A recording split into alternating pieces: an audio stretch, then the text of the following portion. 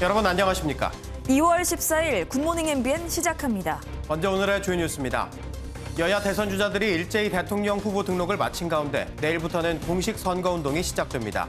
여론조사 방식으로 단일화를 하자는 안철수 국민의당 후보의 공식 제안에 윤석열 국민의힘 후보는 여론조사 방식은 아쉽다고 말했고 이재명 민주당 후보는 직접적인 대응을 자제했습니다.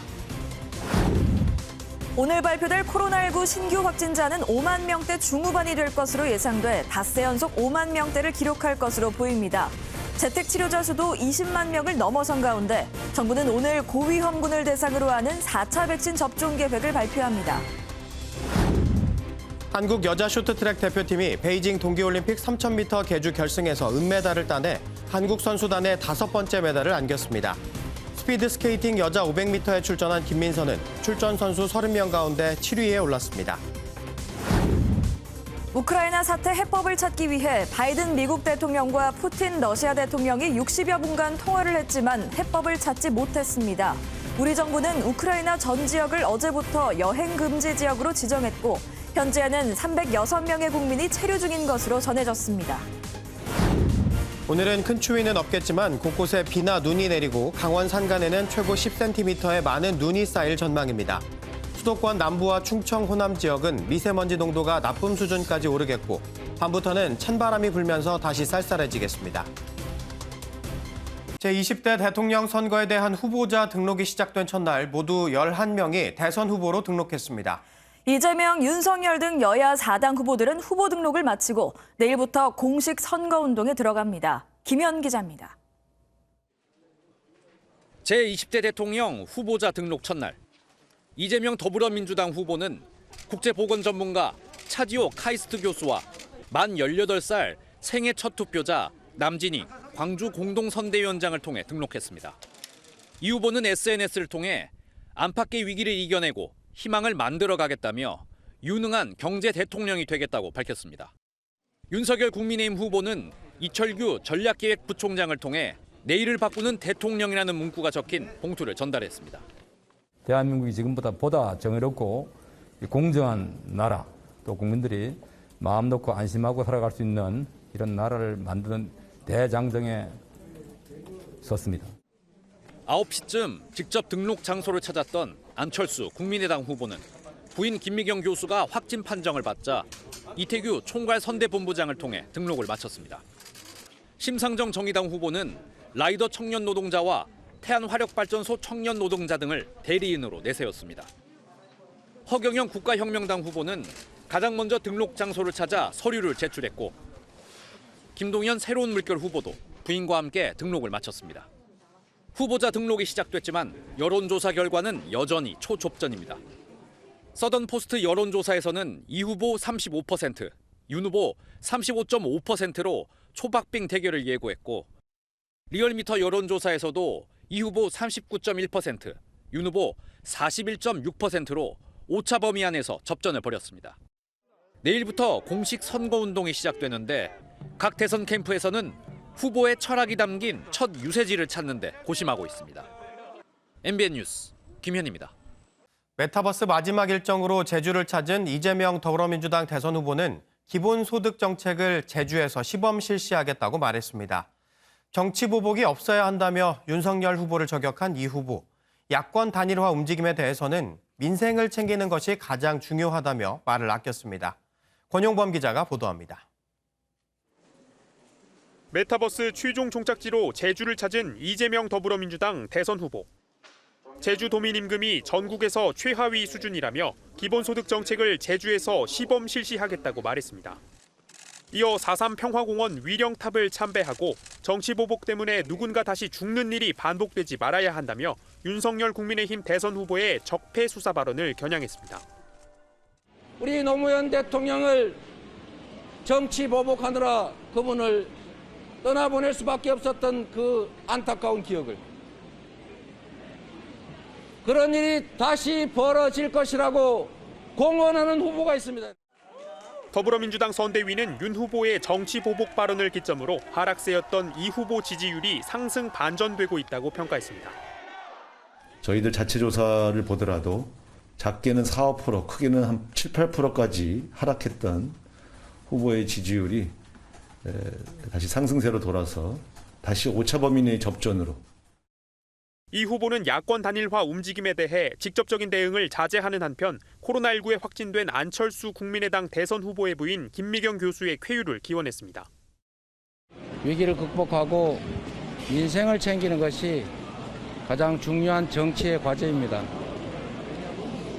국민을 중심에 놓고 미래로 나아갈 때다라고 생각합니다.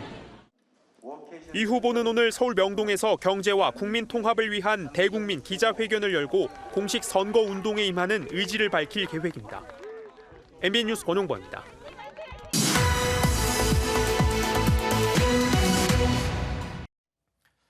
대통령 후보 등록도 시작됐고 내일부터는 공식 선거운동이 시작됩니다. 그리고 재미있는 이야기들도 많겠죠. 정치부 백길종 기자와 이야기 나눠보겠습니다. 안녕하세요. 네, 먼저 안철수 국민의당 대선 후보가 후보 등록과 함께 단일화를 제안을 했습니다. 사실 그동안 계속 완주한다고 이야기를 해왔었는데 이건 어떻게 해석해야 될까요? 네, 그동안 안철수 후보는 단일화에 대해 항상 거부 입장을 밝혀왔었는데요. 네. 후보 등록을 마치고 전격 단일화를 제안했습니다. 단일화 제안 배경 직접 한번 들어보시겠습니다. 제가 완주한다고 그렇게 계속 이야기를 해도 정말 집요하게 단일화 꼬리만 붙이려고 하니 그렇다면 차라리 선제적으로 제안해서 국민의 판단과 평가에 모든 것을 맡기고 제 길을 굳건하게 가는 것이 네, 정치권에서는 그동안 후보 등록일인 오늘이 단일화 1차 시한일 될 것이란 관측이 계속 나왔습니다. 내일부터 공식 선거운동에 들어가게 되면 홍보물이나 방송 연설 등 막대한 선거 비용을 써야 하는데 최종 10% 이상 득표하지 못하면 한 푼도 돌려받지 못하기 때문입니다. 네. 안 후보는 여론조사 단일화라고 언급을 하면서 이 서울시장 때 단일화했던 방식을 거론을 했습니다. 그건 어떤 방식이었는지 설명 한번 해주시죠. 네, 지난해 4.7 보궐선거 당시에 오세훈 국민의힘 후보와 안철수 국민의당 후보는 여론조사 기관 두 곳이 각각 1,600명을 대상으로 적합도와 경쟁력을 절반씩 물어 조사한 결과를 합산하는 방식으로 단일화 승패를 결정했습니다. 유무선 전화 비율을 가지고도 치열한 신경전을 벌였는데 결국 100% 무선 전화 방식으로 당시에 진행됐습니다. 네. 이 윤석열 국민의힘 후보는 이렇게 이야기를 했습니다. 단일화 제안은 환영하지만 이 여론조사 방식은 아쉽다 이렇게 이야기를 했는데 아쉽다고 한 거는 어떤 의미일까요? 네, 아무래도 국민의힘 측에서는 안철수 후보의 제안에 대해 내심 불쾌하다는 반응이 나오고 있는데요. 역선택 우려가 있어 여론조사 방식은 안 된다고 그동안 수차례 얘기했는데 공식 선거운동 직전에 마치 윤 후보에게 공을 떠넘긴 꼴이 됐기 때문입니다. 이런 식의 제안이 들어오고 있다는 것은 저는 단일화된 진정성이 좀 부족하다. 뭐 저희도 진위를 파악해야 뭔가 대응할 수 있는데 아마 지금 상황에서는 좀 당황스러운 입장입니다. 그동안 물밑 접촉을 해온 국민의힘 내부에서는 안철수한테 당했다 이런 얘기도 나오고 있습니다. 네, 이 당했다라는 표현까지 나왔는데 그렇다면 야권 단일화는 물 건너간 거라고 보면 될까요? 아직까지는 뭐 시한이 남아 있으니까 그렇게 볼 수는 없겠지만요. 이제 뭐 여권에서도 이제 촉각을 곤두세우고 있을 것 같습니다. 네. 앞서 리포트에서도 보셨지만 이재명 후보와 윤석열 후보 지지율이 팽팽합니다. 윤 후보의 적폐 수사 발언 이후에 더 박빙 양상이라는 분석이 나오고 있는데요. 야권에서는 연대를 요구하는 목소리가 커질 것으로 보입니다. 더 급한 건 윤 후보일 수밖에 없죠. 그래서인지 안 후보는 오후에 다시 여론조사 단일화가 유일한 제안이고 더 이상 할 말은 없다는 입장을 내비쳤습니다.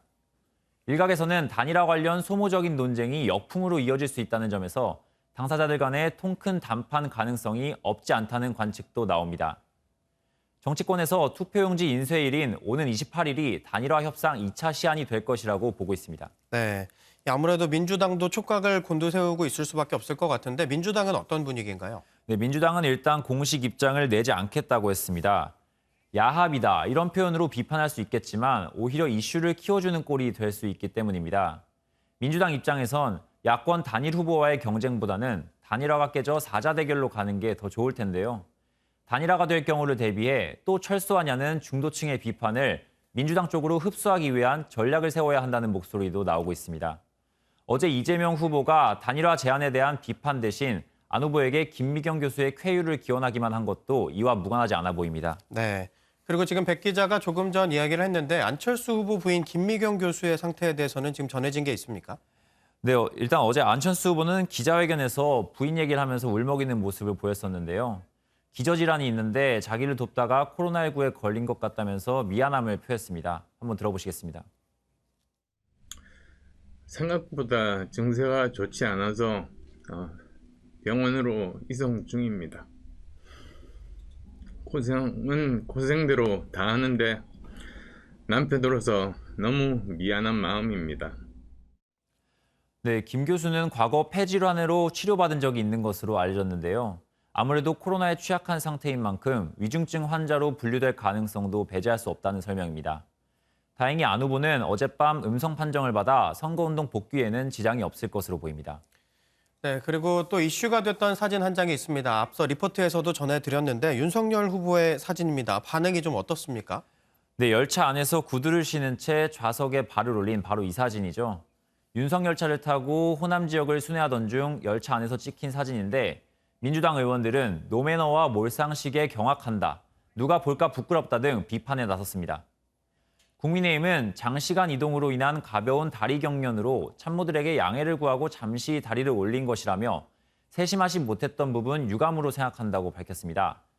하지만 일각에서는 사과한다가 아닌 유감 표현에 그친 것이 적절한 대응이었냐는 지적도 나옵니다. 네, 참 이런 사진들 보면 하나하나 참 조심해야 될 것 같아요. 네, 그렇습니다. 네, 이번에 국회 이야기도 좀 해보겠습니다. 민주당이 내일 공식 선거운동 시작 전에 추경안 처리가 목표라고 했어요. 마지막 날까지도 근데 여야 간 협의는 난항을 겪고 있다면서요?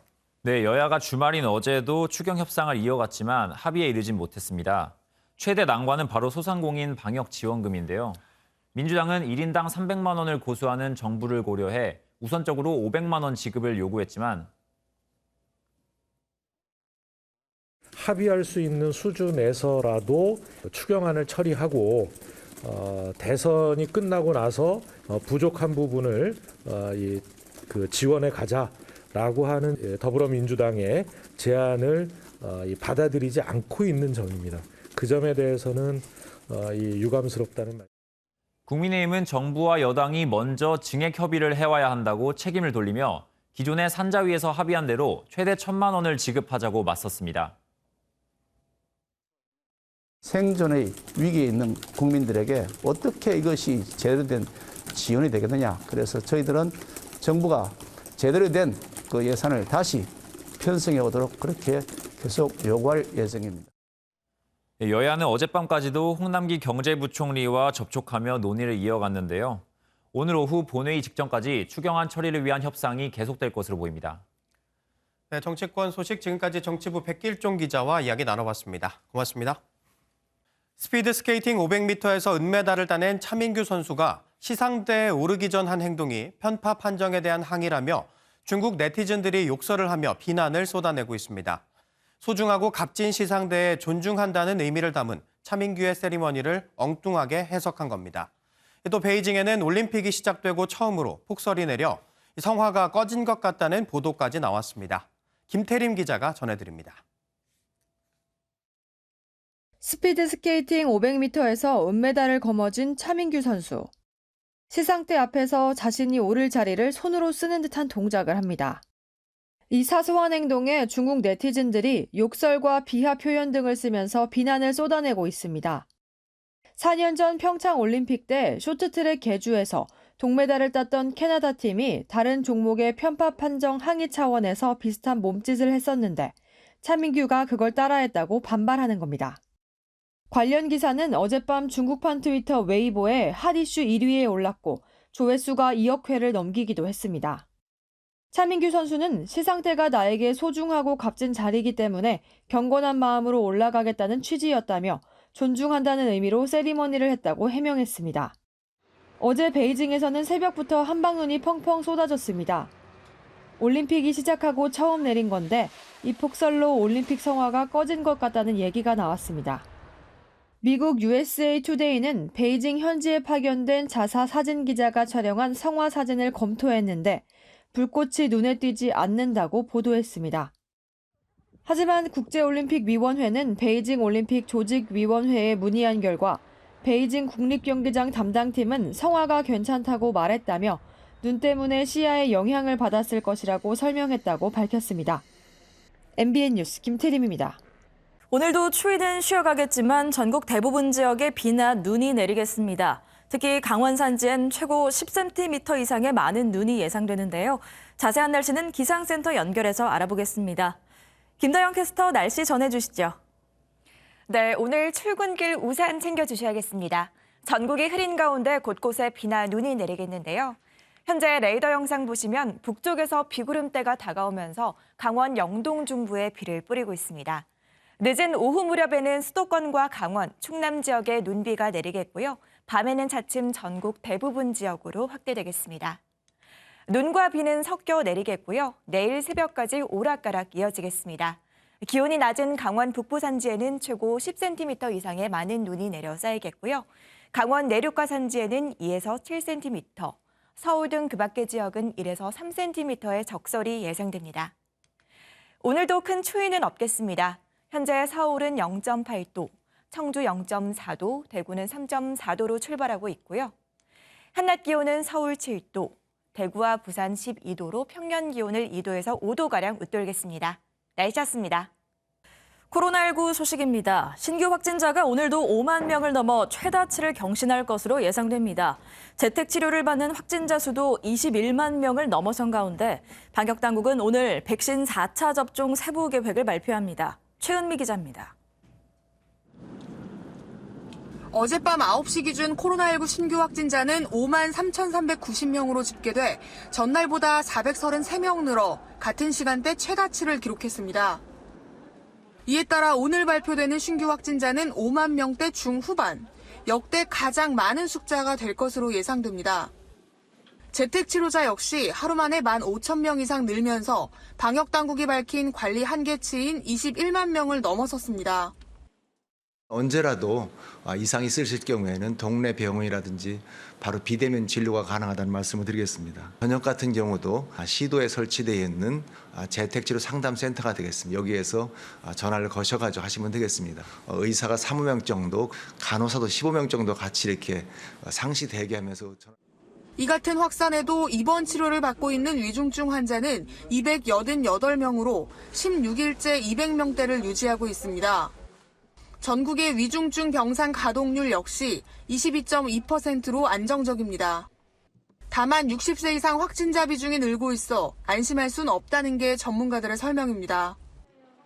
한편 방역당국은 고위험군 중심으로 백신 4차 접종을 진행하기로 하고 오늘 오후 구체적인 접종 계획을 발표합니다. 면역 저하자와 요양시설 입소자가 대상이 될 것으로 보이는데 지난해 10월부터 3차 접종을 받은 대상자를 중심으로 이달 말부터 접종을 시작할 것으로 예상됩니다. 오늘부터는 백신 미접종자를 대상으로 노바백스 백신도 현장에 도입됩니다. MBN 뉴스 최은미입니다. 식품의약품안전처는 오늘부터 28일까지 2주간 전국의 약국과 편의점에 코로나19 자가검사 키트 3천만 명분을 공급한다고 밝혔습니다. 개인은 약국과 편의점에서 자가진단 키트를 구매할 수 있는데 수량은 1인당 1회 5개로 제한되며 여러 곳에서 구매하는 건 가능합니다. 정부는 다음 달 1억 9천만 명분의 검사 키트가 공공과 민간 부문에 공급되는 만큼 과도한 구매는 자제해달라고 당부했습니다. 최근 인터넷에 질병관리청이 코로나19를 감기로 공식 인정했다라는 글이 확산한 가운데 질병관리청은 해당 내용은 사실이 아니라고 밝혔습니다. MBN 취재진이 인터넷과 SNS에 이 같은 내용이 떠도는 것에 대해 질병청에 공식 입장을 묻자 질병청은 공개된 내용은 1339 콜센터 상담사와 민원인 간의 대화 내용 일부가 녹음된 것이라고 설명했습니다. 그러면서 질병청은 중증 환자의 전체 규모 상승이 예상되는 상황에서 기존과 같은 거리 두기와 예방접종, 마스크 착용과 같은 방역 조치는 질병 부담을 최소화하기 위해 중요한 수단이라고 덧붙였습니다. 유명 배달업체의 기사가 술 취한 여성을 집에 데려다 주겠다며 차에 태운 뒤 성추행을 했다가 경찰에 긴급 체포됐습니다. 또 길고양이를 학대한 영상을 올린 게시자에 대해 경찰이 수사에 착수했습니다. 이혁재 기자가 취재했습니다. 서울 강남의 한 도로입니다. 그제 저녁 9시 40분쯤 30대 남성 A씨가 술에 취한 여성을 차에 태운 뒤 다른 곳으로 이동해 성추행한 일이 벌어졌습니다. 피해자는 지나가던 행인에게 도움을 요청해 경찰에 신고한 것으로 파악됐습니다. 경찰은 약 1시간 동안 이곳 일대를 돌며 동선을 추적해 도주하려던 남성이 탄 차량을 순찰차로 막은 뒤 검거했습니다. A씨 차량 안에서는 항정신성 의약품 등도 나온 것으로 알려졌습니다. 서울 서초경찰서는 A씨를 성폭력 범죄의 처벌 등에 관한 특례법 위반 혐의로 입건하고 자세한 사건 경위를 조사하고 있습니다. 지난달 한 온라인 게시판에 고양이를 학대하는 영상을 올린 게시자에 대해 경찰이 동물보호법 위반 혐의에 해당한다고 보고 수사에 착수했습니다. 영상에는 철제 틀에 길고양이를 잡아가둔 채 산채로 불태우는 모습이 담겼는데 청와대 국민청원 게시판에는 게시자에 대한 수사를 촉구하는 글이 올라오기도 했습니다. 서울 강남경찰서는 다른 서로 접수된 사건을 병합하고 피의자 신원과 범죄 혐의를 밝히기 위해 적극 수사할 것이라고 밝혔습니다. MBN 뉴스 이혁재입니다.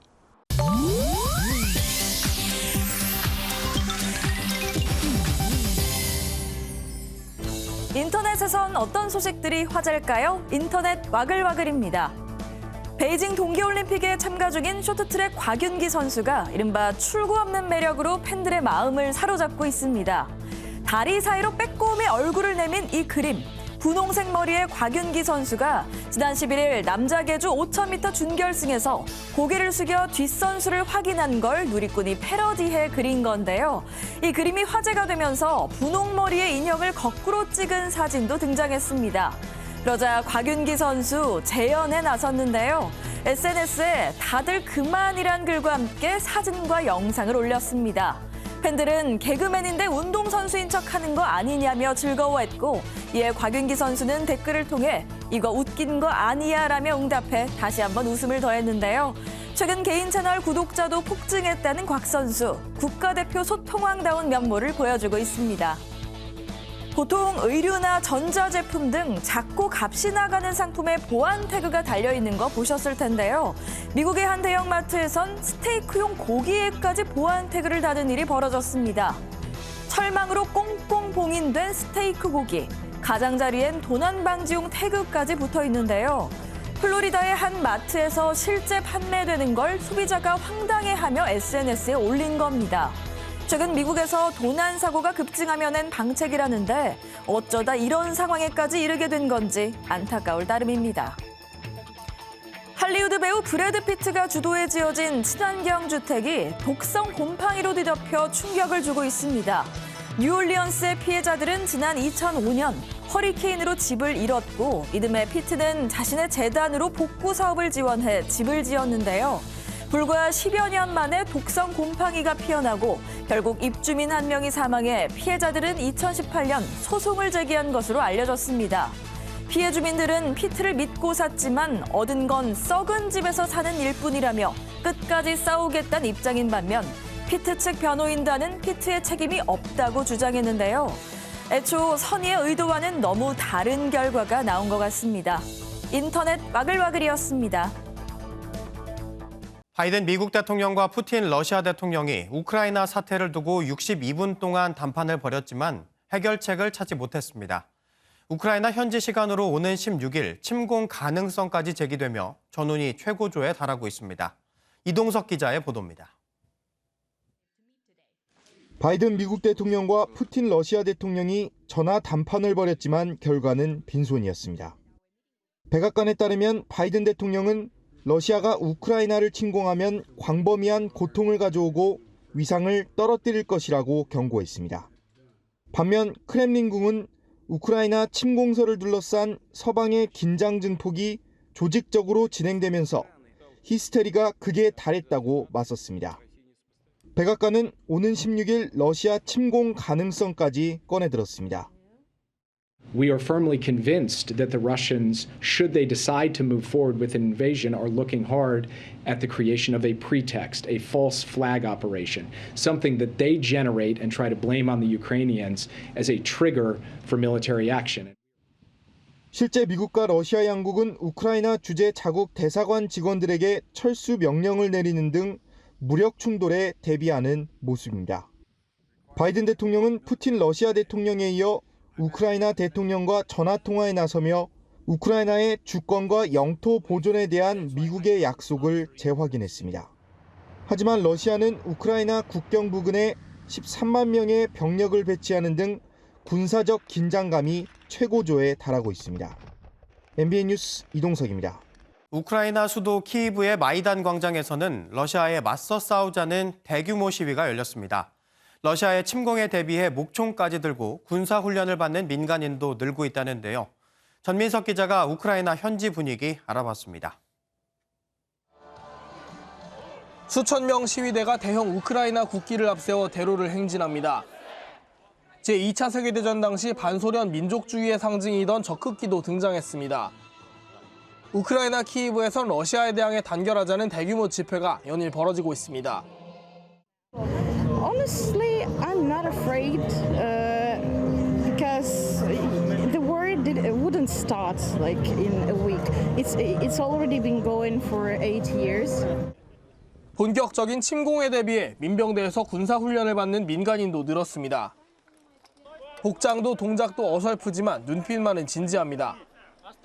나무를 깎아 만든 모형 총을 든 모습에선 절박함까지 느껴집니다. Розуміти і мати якесь уявлення, якусь первинну інформацію отримати, що робити у випадку наступу або якихось. 우크라이나의 전운이 짙어진 가운데 우리 정부는 우크라이나를 여행 금지 지역으로 지정하고 현지 체류 국민의 철수 권고를 내렸습니다. 영국과 미국, 네덜란드 등은 이미 자국민과 외교 인력을 대피시키고 있습니다. 우크라이나 정부는 공포는 도움이 되지 않는다며 국민이 동요하지 않도록 내부 단속에 나섰습니다. MBN 뉴스 전민석입니다. 정부가 전쟁 위기감이 고조되는 우크라이나 전 지역을 어제부터 여행 금지 지역으로 지정한 가운데 현재 306명의 우리 국민이 체류 중인 것으로 전해졌습니다. 2, 3일 안에 100명 이상이 추가 출국할 것으로 전망되는데 여행 금지 조치에도 현지에서 철수하지 않으면 여권법 등에 따라 처벌을 받을 수 있습니다. 체류 국민들의 출국이 이어질 것으로 예상되면서 외교부는 우크라이나 대응 태스크포스를 꾸려 출국 지원책에 속도를 내고 있습니다.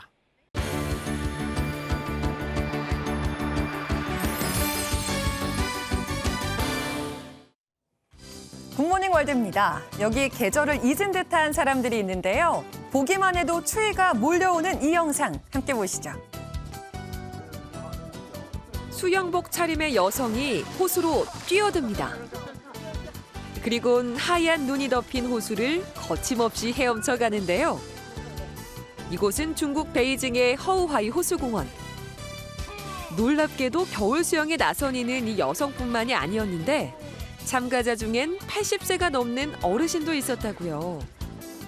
자주 이곳에서 겨울 수영을 즐기는 것으로 유명하다는 이들.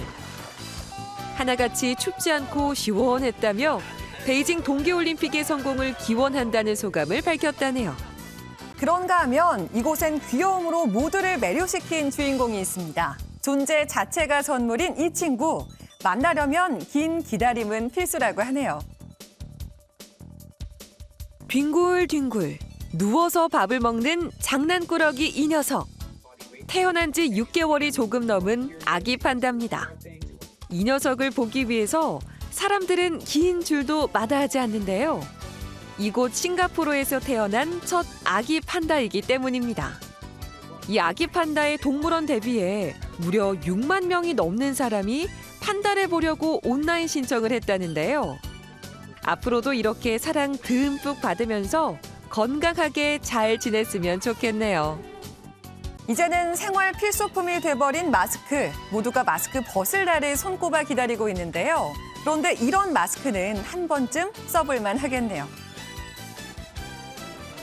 화려한 드레스에 개성 넘치는 가면까지. 마치 과거로 돌아간 듯 성대한 파티가 한창인 이곳은 물의 도시, 이탈리아 베네치아입니다. 50만 원이 넘는 참가비를 내고 파티에 참여한 이들. 베네치아의 상징과도 같은 이 가면 무도회를 즐길 수 있어 너무 즐거웠다며 극찬을 아끼지 않았는데요. 베네치아에서는 다음 달 1일까지 각종 행사가 열릴 예정이라고 하는데 모두가 코로나19 걱정 없이 이를 즐길 수 있는 날이 어서 왔으면 좋겠네요. 지금까지 굿모닝 월드였습니다. 한미일 3국 외교장관이 연이은 회담을 한 뒤 북한에 잇따른 미사일 도발을 규탄하고 조건 없는 대화 재개를 촉구했습니다. 한일 외교장관은 첫 대면 회담에서 유네스코 세계문화유산 등재를 추진 중인 사도광산에 대한 이견을 표출하며 기싸움을 벌였습니다. 임성재 기자입니다. 정의용 외교부 장관, 토니 블링컨 미국 국무장관, 하야시 요시마사 일본 외무상이 하와이에서 3자 회담을 갖고 공동 성명을 발표했습니다. 지난달 7차례에 걸친 미사일 시험 발사를 감행한 북한을 규탄하고 강한 우려를 표명했습니다. Which are clear violations of UN Security Council resolutions. And we continue to work to find ways to hold the DPRK accountable. 3국은 북한의 적대적 의도가 없으며 북한도 전제 조건 없는 대화에 즉각 나서야 한다고 요구했습니다. 기존 메시지를 되풀이한 수준이란 지적에 대해 외교부 당국자는 현 시점에서 공개는 어렵지만 미국의 추가 관여 방안을 제안했다고 귀뜸했습니다. 이런 가운데 하야시 일본 외무상 취임 뒤 첫 대면 회담을 가진 한일 양국은 역사 문제에서 극명한 시각차를 보였습니다. 정의용 장관은 일제강점기 조선인 징용 현장인 사도광산의 유네스코 세계유산 등재 추진에 강한 유감을 표했고 하야시 외무상은 한국 측 주장을 받아들일 수 없다는 입장을 전했습니다. MBN 뉴스 임성재입니다. 서울 아파트 거래 절벽이 이어지는 가운데 강남 집값도 하락세를 보이는 등 집값이 주춤하고 있습니다. 대선을 앞두고 후보들의 발언이 주목받다 보니 이재명 후보의 김포가 2억 원대라는 발언에 김포 시민들이 반발하고 나섰습니다. 배준우 기자입니다. 대출 규제와 금리 인상의 여파로 서울 아파트 거래 절벽이 이어지는 가운데 강남 집값도 1년 8개월 만에 하락으로 전환하는 등 집값이 주춤하고 있습니다. 서울 아파트 값은 지난주 대비 0.01% 떨어져 3주 연속 하락세를 보였고 강남 3구 중 송파구도 0.02% 떨어졌습니다.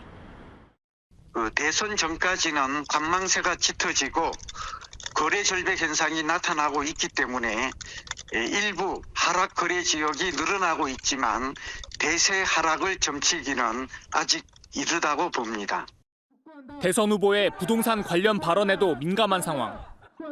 GTX-D 조기 착공을 촉구하기 위해 모인 김포 시민들은 대선 토론에서 김포 20평이 2억에서 3억 원대라고 한 이재명 후보의 발언에 반발하기도 했습니다. 강력한 자율 규제. 어느 지역에 2, 3억짜리가 있습니까? 20평짜리가? 김포나 이런 데 충분히 가능합니다.